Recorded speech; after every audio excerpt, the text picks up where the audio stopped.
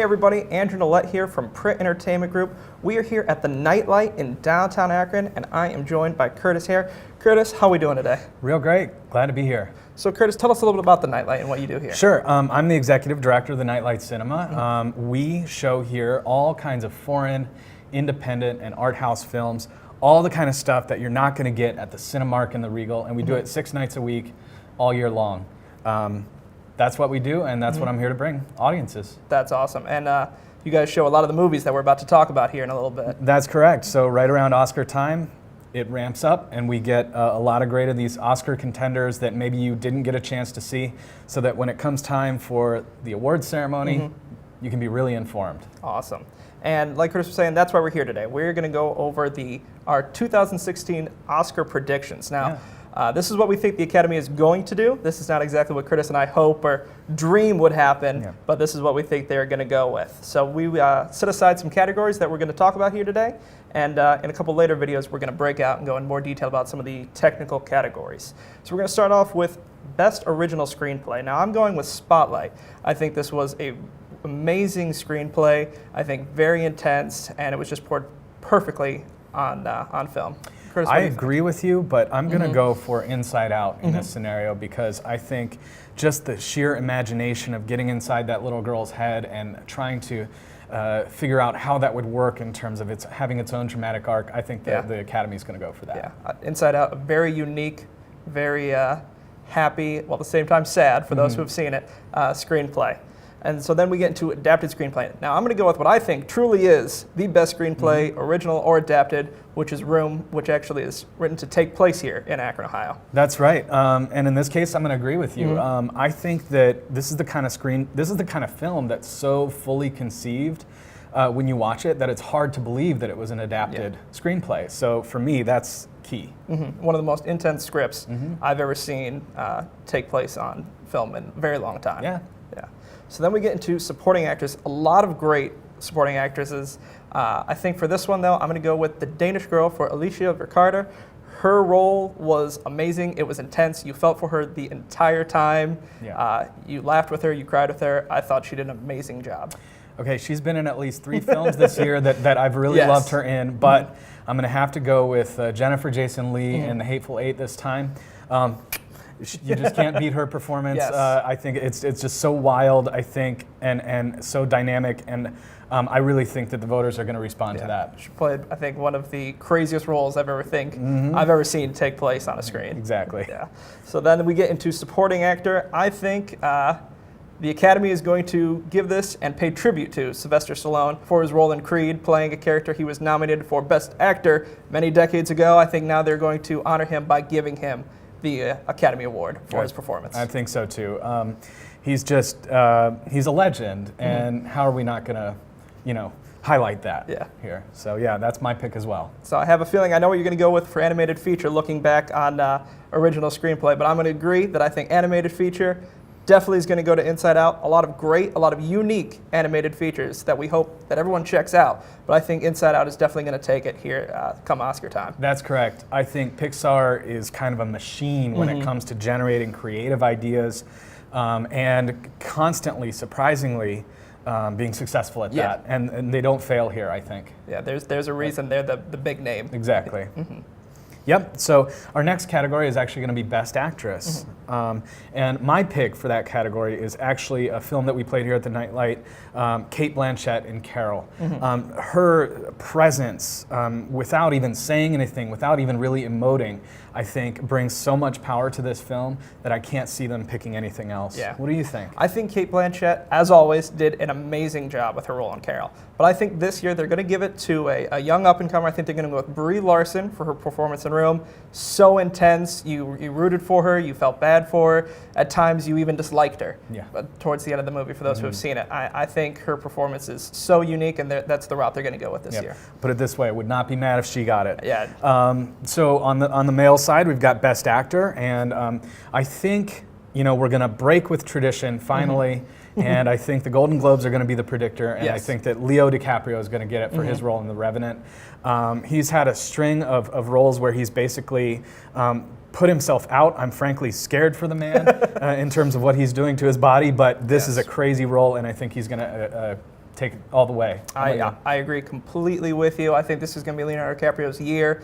I think a lot of people, when they first see it, are going to be very shocked because, at least when I go to a movie that I know Leo's going to be in, I expect amazing and great dialogue. And when he speaks, he still gives you that amazing, great dialogue. But what he does in this movie is really that physical performance. Obviously, a lot of people talking about the bear scene. But I think the physical acting is definitely what puts him above everyone else this year. Absolutely. So rounding out these, the biggest of the categories here, we have Best Director. I'm just going to have to go with George Miller for Mad Max. Because this film for me is one that I'm not going to forget in decades and decades. I just can feel it right now. I remember being there in the theater.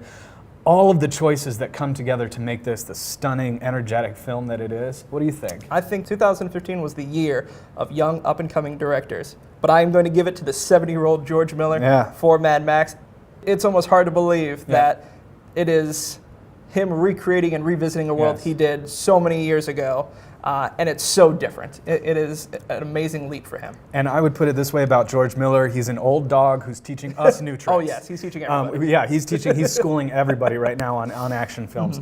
So the last of the really, really big categories, Best Picture, gonna have to stick with Mad Max. I mean, I think it's all there. The acting, the cinematography, the story, just the sheer imagination and the ideas involved in this thing. And for my money, it's kind of a radical film too.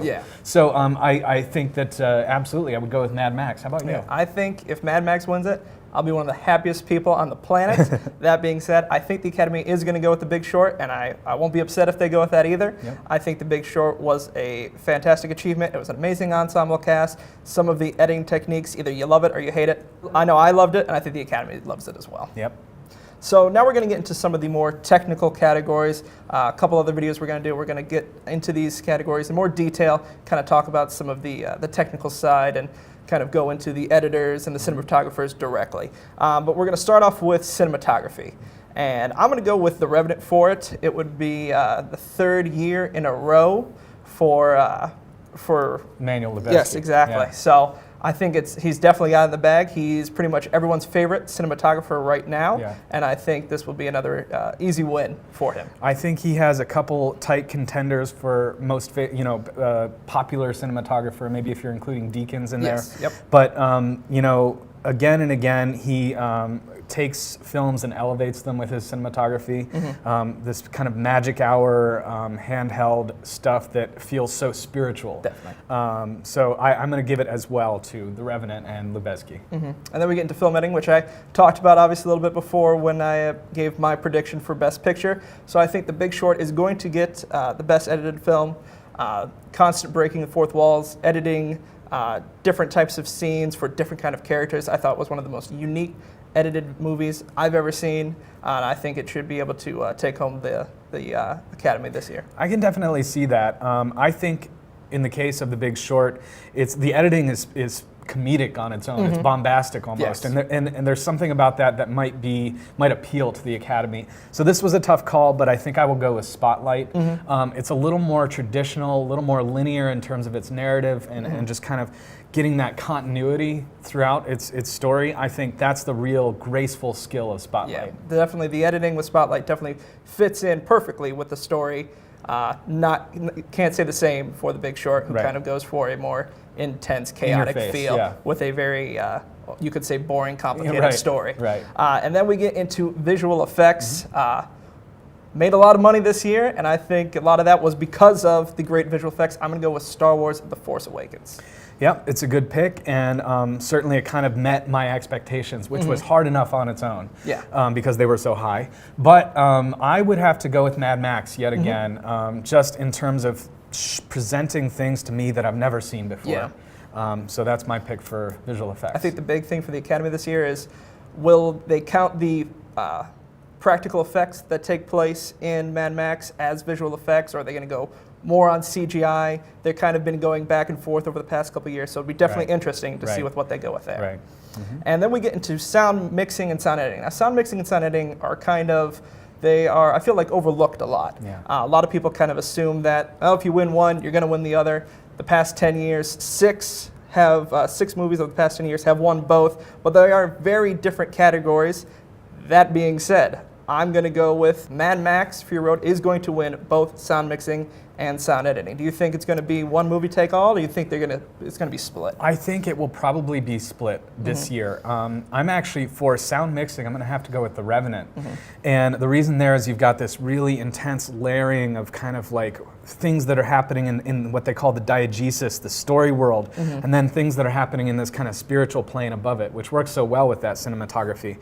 So for mixing that kind of layering, I'm going to go with The Revenant. But for sound editing, I think I'm going to have to go with Star Wars The Force Awakens. I just think out of all the contenders in this category, this is the one that's going to appeal the most. Yep.